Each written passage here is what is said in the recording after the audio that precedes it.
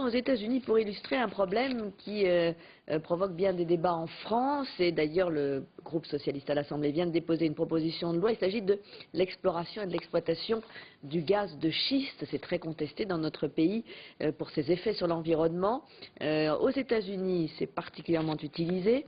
Mais vous allez le voir, le bilan est plus que mitigé, comme nous l'expliquent nos correspondants Gilles Boulot, Natalia Mendoza et Clément Biet. L'enquête. Il y en a partout, c'est bon marché, et en Amérique, nous avons des réserves pour au moins 100 ans. C'est un don de Dieu, c'est comme ça que je vois les choses.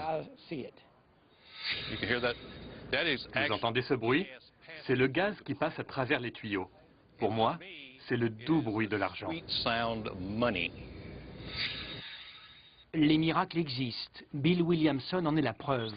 Un jour de l'an de grâce 2008, des millions de mètres cubes de gaz ont surgi dans l'arrière-cour de ce modeste retraité. Je me suis réveillé un matin et la une du journal disait « Énorme filon de gaz en Louisiane ». Waouh, surprise totale. Je n'aurais jamais rêvé qu'un truc pareil puisse m'arriver. Grâce à la réserve de gaz de schiste enfouie sous son ranch, Bill recevra des centaines de milliers de dollars en royalties jusqu'à la fin de ses jours. De quoi agrandir son écurie et assouvir son goût pour les croisières de luxe.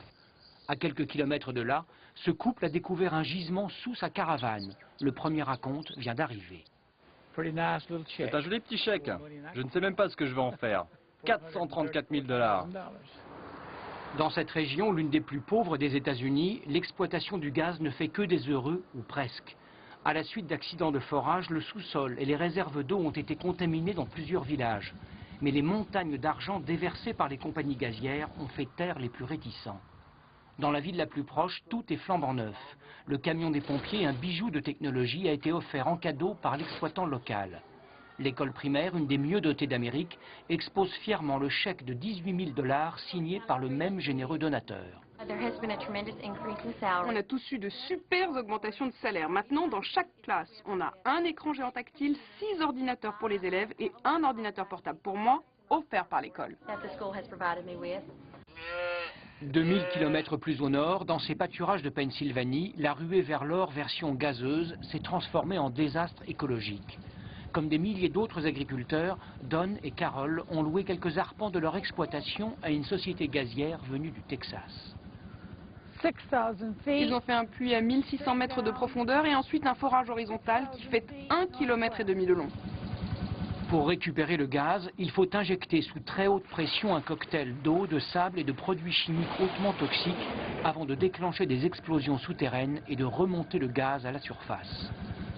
Depuis le début de cette ruée vers l'or, il y a 3 ans, plus de 70 000 puits comme celui-ci ont été creusés dans la région.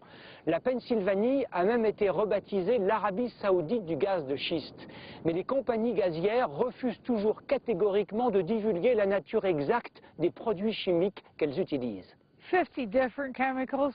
Dans notre champ, on a trouvé 50 résidus chimiques différents. Du barium, du strontium, du manganèse. Tout ça vient d'une fuite dans leur réservoir d'eau qui a contaminé les herbages. Nos vaches ont bu cette eau et ont mangé cette herbe. L'odeur des produits chimiques était tellement forte qu'on la sentait à des kilomètres. On a vu l'herbe jaunir à vue d'œil et toute la végétation est morte. Le strontium, qui ronge le squelette des animaux et des humains, a été retrouvé dans l'organisme des vaches. Depuis, tout le troupeau est en quarantaine, interdit à la vente jusqu'en 2012 au moins. Les Johnson sont aujourd'hui ruinés. La Pennsylvanie possède les 2e réserves de gaz de schiste au monde.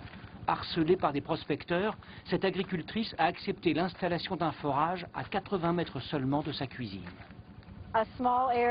Ils m'ont promis qu'il y aurait juste un puits et une petite dalle de 3 mètres sur 3.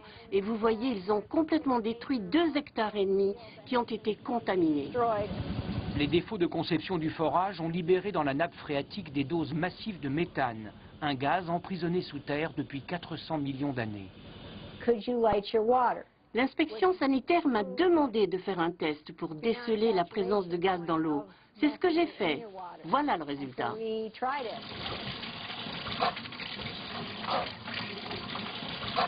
Depuis 9 mois, elle se douche, fait la vaisselle et nettoie ses légumes avec une mixture infernale, mélange de graisse, de résidus chimiques et de gaz inflammables.